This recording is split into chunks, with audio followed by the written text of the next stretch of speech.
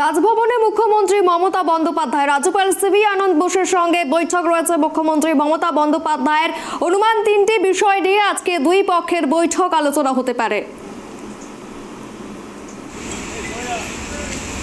রাজভবনে এসে পৌঁছেছেন মুখ্যমন্ত্রী মমতা বন্দ্যোপাধ্যায়। রাজ্যপালের সঙ্গে বৈঠক রয়েছে, তার মূলত তিনটি বিষয় নিয়ে দুই পক্ষের বৈঠক আলোচনা হতে পারে এমনটাই সূত্রের খবর। প্রথমত 26শে জানুয়ারি সেখানে রাজ্যপালকে আমন্ত্রণ জানাতে পারেন মুখ্যমন্ত্রী। দ্বিতীয়ত বিভিন্ন বিশ্ববিদ্যালয়ের উপাচার্য নিয়োগ নিয়ে যে সুপ্রিম কোর্টে যে মামলা চলছে সেই মামলা নিয়ে হতে পারে আলোচনা। এবং তৃতীয়ত 5ই ফেব্রুয়ারি রাজ্য বিধানসভায় বাজেট অধিবেশন শুরুর কথা, সেই বিষয়েও কথা হতে পারে।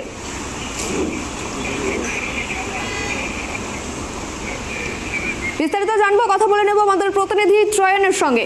ত্রয়ন, রাজভবনে এসে পৌঁছলেন মুখ্যমন্ত্রী মমতা বন্দ্যোপাধ্যায় এবং রাজ্যপালের সাথে বৈঠক রয়েছে। ঠিক কি কি বিষয় নিয়ে চলছে বৈঠক?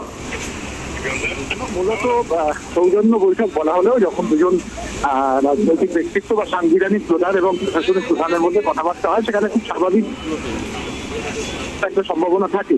এখন এখনো পর্যন্ত যেটা খবর পাওয়া যাচ্ছে যে মূলত তিনটি বিষয় রাজ্যপাল সিভি আনন্দ বোস এবং মুখ্যমন্ত্রী মমতা বন্দ্যোপাধ্যায়ের মধ্যে কথা হতে পারে। তার মধ্যে প্রথমত তুমি জানো 26 তারিখে প্রজাতন্ত্র দিবসে সেই দিন যে রাজ্য সরকারের তরফ থেকে যে কর্মসূচি নেওয়া হয় সেই কর্মসূচিতে রাজ্যপালকে আমন্ত্রণ জানাতে পারেন মুখ্যমন্ত্রী, সেই কারণে তিনি রাজভবনে গেছেন বলে মনে করা হচ্ছে।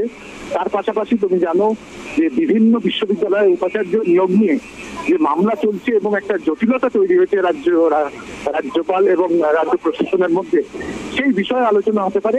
এবং তার পাশাপাশি যেহেতু বিধানসভার অধিবেশন রয়েছে, কারণ ভোট অফ অ্যাকাউন্ট হতে পারে, সেই বিষয়ে রাজ্যপালের একটা অনুমোদন লাগে, সেই বিষয় নিয়েও যাতে কোনো জটিলতা না তৈরি হয় সেই বিষয়ে কিন্তু রাজ্যপাল এবং মুখ্যমন্ত্রীর কথা হতে পারে আজকের এই বৈঠকে, এমনটাই এখনো পর্যন্ত মনে করা হচ্ছে। প্রিয়াঙ্কা, ধন্যবাদ ত্রয়ন।